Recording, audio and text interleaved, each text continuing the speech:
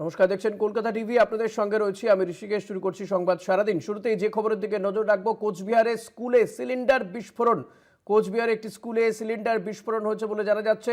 যে ছবি আপনারা দেখতে পাচ্ছেন, ভয়ঙ্কর সেই ছবি। কোচবিহার স্কুলে সিলিন্ডার বিস্ফোরণ, মাধ্যমিক পরীক্ষা চলাকালীন স্কুলে এই দুর্ঘটনা। কোচবিহারের তুফানগঞ্জে স্কুলে বিস্ফোরণের ঘটনা।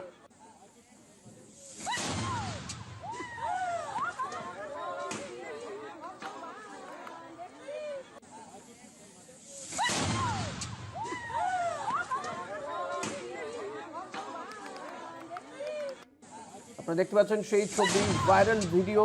কোচবিহারের স্কুলে সিলিন্ডার বিস্ফোরণ, মাধ্যমিক চলাকালীন স্কুলের মধ্যে এই দুর্ঘটনা। কোচবিহারের তুফানগঞ্জের স্কুলে এই বিস্ফোরণের ঘটনা ঘটেছে বলে জানা যাচ্ছে।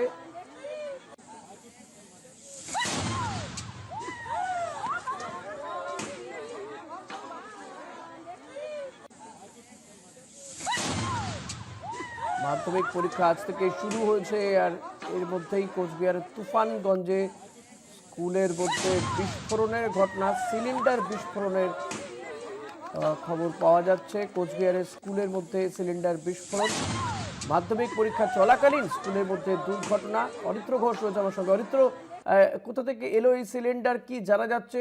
পরীক্ষা চলাকালীন এই বিস্ফোরণ, কোন হতাহতের সংখ্যা রয়েছে? দেখো, যেটা প্রাথমিকভাবে যে ভাইরাল ভিডিও সামনে উঠে আসছে, কোচবিহারের তুফানগঞ্জের নাংকাটি কাছ উচ্চতর মাধ্যমিক বিদ্যালয়, সেখানে রান্নার গ্যাস সিলিন্ডার বিস্ফোরণকে কেন্দ্র করে ব্যাপক চাঞ্চল্য। যদিও কোনো রকম প্রাণহানি বা কোনো গুরুতর ঘটনা ঘটেনি। যেটা জানা যাচ্ছে যে সোমবার নির্ধারিত সময়ে নাগকাটি কাছ উচ্চতর মাধ্যমিক বিদ্যালয় পরীক্ষা শুরু হয়েছিল।